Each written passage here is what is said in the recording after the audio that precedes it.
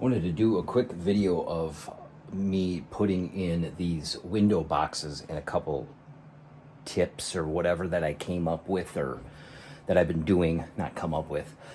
But so we have a double cordwood wall. So we have a cordwood wall on the other side of this spray foam. And now we're doing our interior wall. As you can see, this one's drying. This one was a little wet when we made it up. I put too much water in it, which isn't a good thing, especially on the bottom, because what you'll have is the watery mixture, mortar will like push out and you can't build up a wall as high because it'll be tippy and move a little bit, and it's just excess water that you're bringing into your house, which will end up like bringing in like mold and stuff, and then you have to clean up the mold that happens.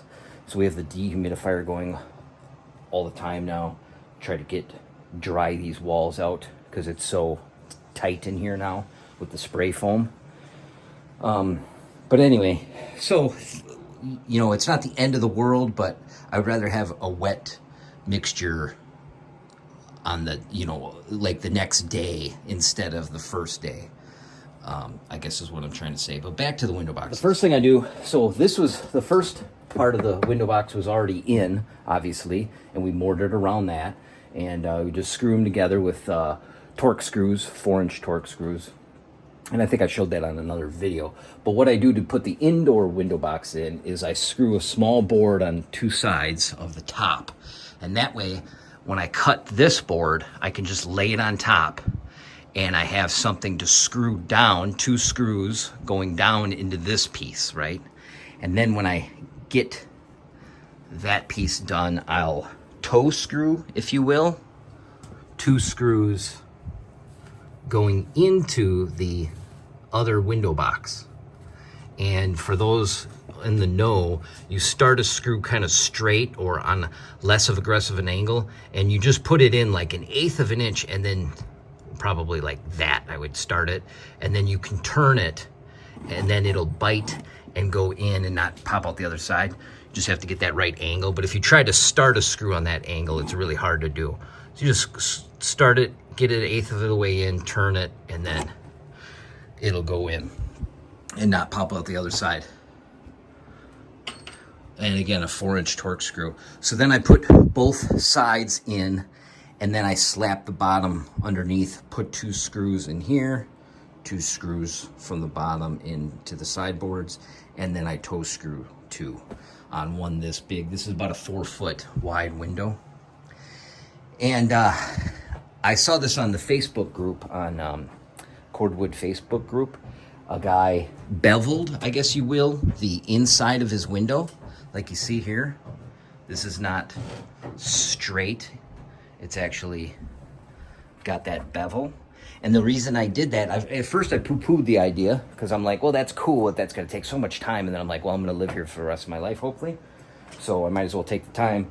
So it lets in more light, and you can see, because the window's so thick, that normally, if I stood, let's say right about here, I would be that board would be starting to block the window. But now I beveled it so you can stand way over here, and it just lets in more light, and you can see the width of the window from more angles. So in this case, I only beveled the one side because we're going to have a couch in the corner, and you're never going to get far enough over to make that bevel worth it. So, that was my thought. And then I'll have more wall space is really why I did that, because you don't need the bevel.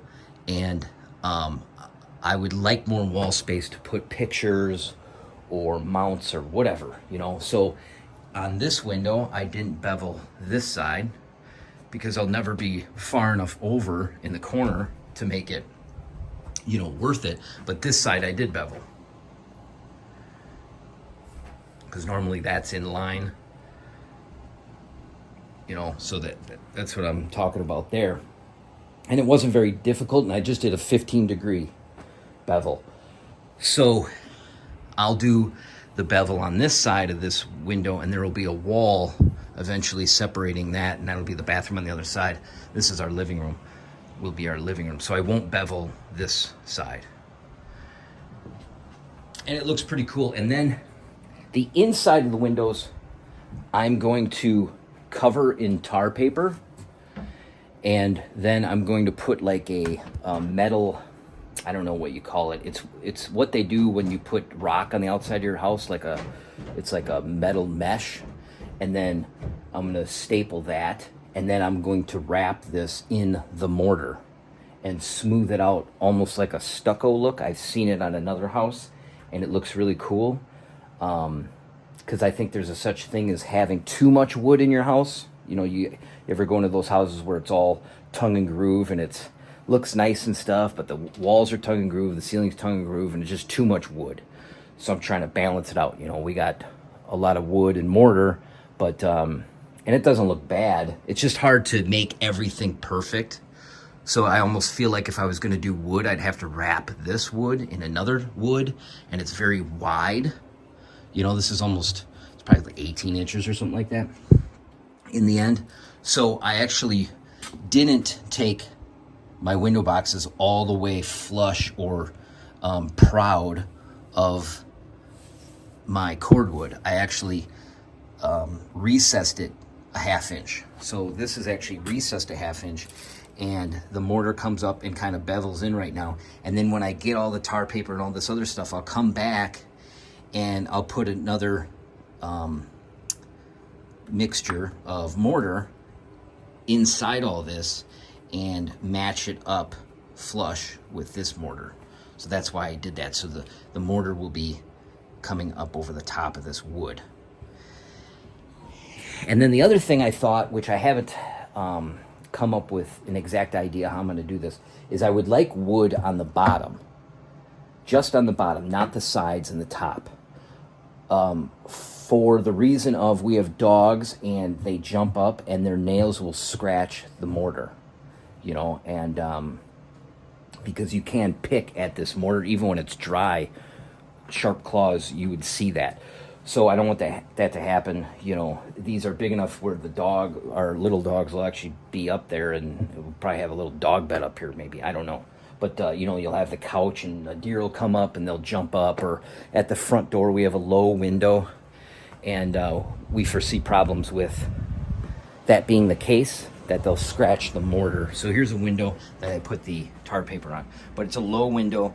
This would be where people come in and our dogs would jump up there and scratch the hell out of the bottom there. So I'm going to maybe put a false board down, mortar it, and then pull the board out and then make a nice board to fit in there and secure it with like varnish and stuff, you know.